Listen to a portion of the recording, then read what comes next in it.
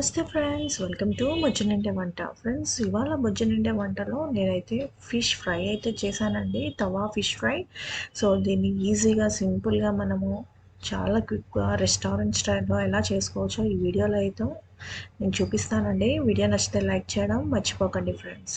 So ముందుగా మరి fish ఫ్రైకి నేనైతే ఒక చిన్న ప్లేట్ అయితే తీసుకున్నానండి. సో 1/2 టేబుల్ స్పూన్ వరకు పసుపు వేసాను, 1 టేబుల్ స్పూన్ వరకు సాల్ట్ వేసానండి. సో 1 టేబుల్ స్పూన్ వరకు కారం అయితే వేసాను, ధనియా పౌడర్, గరం మసాలా, అల్లం వెల్లుల్లి పేస్ట్, 1 స్పూన్ వరకు కార్న్ఫ్లోర్ వేసానండి అండ్ 1 స్పూన్ వరకు రైస్ ఫ్లోర్ వేసాను. సో ఒక పెద్ద వరకు నిమ్మకాయ అయితే పిండానండి. చూడండి, ఒకవేళ మీ దగ్గర నిమ్మకాయ లేకపోతే వెనిగర్ అయినా వేసుకోవచ్చు.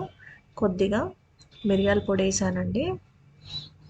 ఇవన్నీ కూడా ఇప్పుడు బాగా కలుపుకుందామండి. సో అన్నీ మిక్స్ అయ్యేటట్టుగా కలుపుకోండి. సో కొద్దిగా వాటర్ వేస్తూ కొద్దిగా గట్టిగానే కలుపుకోండి, మరీ పల్చగా కలుపుకోకండి. సో అందుకనే వాటర్ అయితే కొద్దిగా వేస్తూ కలుపుకోండి. చూడండి, ఈ విధంగా. సో మనకి ఏంటంటే ముక్కకి అది స్టిక్ అయ్యేటట్టుగా కలుపుకోండి. మరి పలుసగా అయితే జారిపోయేటట్టు అయిపోతుంది, అందుకనే కొంచెం గట్టిగా కలుపుకోండి. చూడండి, ఇప్పుడు నేనైతే ఫిష్ అయితే తీసుకున్నానండి. ఇలా చిన్న చిన్న ముక్కలుగా అయితే కట్ చేసి పెట్టుకున్నాను. సో ఇది వచ్చేసి అపోలో ఫిష్ అండి. ఈ ముక్కలన్నిటికీ కూడా మనము ఈ మసాలా అనేది ఇలా పట్టించుకోవాలండి, ఈ విధంగా.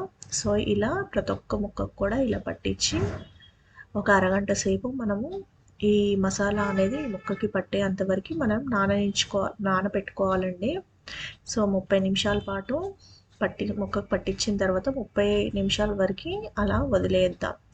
సో అప్పుడు ఆ ముక్కకి మసాలా అంతా బాగా పట్టి తినేటప్పుడు చాలా మంచి ఫ్లేవర్, మంచి టేస్ట్ కూడా మనకి బాగుంటుందండి. చూడండి, ఈ విధంగా. సో ఫ్రెండ్స్, ఇవా అన్ని ముక్కలన్నిటికీ కూడా ఈ మసాలా బాగా పట్టేసిందండి. సో దీన్ని మనం 20 నిమిషాల వరకు అలా నానబెట్టించితే ఇంకా ముక్కకు బాగా పట్టి ముక్క తినేటప్పుడు చాలా టేస్టీగా ఉంటుంది. చూడండి, 20 మినిట్స్ అయితే అయిపోయింది. నేనైతే ఒక తవ అయితే తీసుకున్నాను. ఇలా ఆయిల్ అయితే వేసానండి. ఇది బాగా వేడెక్కిన తర్వాత తవ మనం నానబెట్టించుకున్న ముక్కలన్నీ కూడా ఒకదానిపైన ఒకటి వేయకుండా ఇలా పరుచుకుందామండి. మంటనైతే కంప్లీట్గా లో కాదండి, మీడియం ఫ్లేమ్లో ఉంచండి. మీడియం ఫ్లేమ్లో పెట్టి బాగా ఎర్రగా కాల్చుకుందాము. సో ఒకదానిపైన ఒకటి వేయకుండా ఇలా మొత్తం అన్నీ పరుచుకోండి, ఈ విధంగా. సో ఇలా వేసిన ముక్కలు మీడియం ఫ్లేమ్లో ఉంచి బాగా ఎర్రగా కాలిన తర్వాతనే తిప్పండి.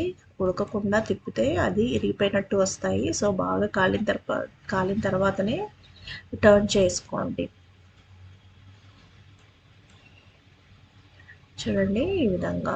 సో కొద్దిగా ఆయిల్ అయితే మళ్ళీ పైన కూడా వేయండి. సో ఈవెన్గా మొత్తం అన్ని ముక్కలు కూడా బాగా ఎర్రగా వేగుతాయి. చూడండి, ఈ విధంగా.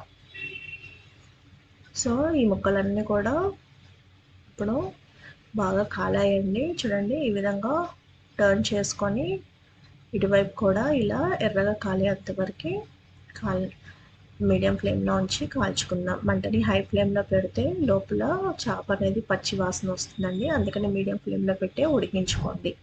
So medium to low adjust చేసుకుంటూ ఉండండి. సో ఇలా మిగతా ముక్కలన్నీ కూడా ఇలా టర్న్ చేసుకుంటామండి. సో ఇది ఫ్రెండ్స్, తవా ఫిష్ ఫ్రై మీకు నచ్చిందని అనుకుంటున్నాను. వీడియో నచ్చితే లైక్ చేయండి, షేర్ చేయండి అండ్ కమెంట్ చేయడం మర్చిపోకండి ఫ్రెండ్స్. నా ఛానల్ని ఫస్ట్ టైం చూస్తున్న వాళ్ళు వెంటనే సబ్స్క్రైబ్ అవ్వండి. Thank you friends, thanks for watching.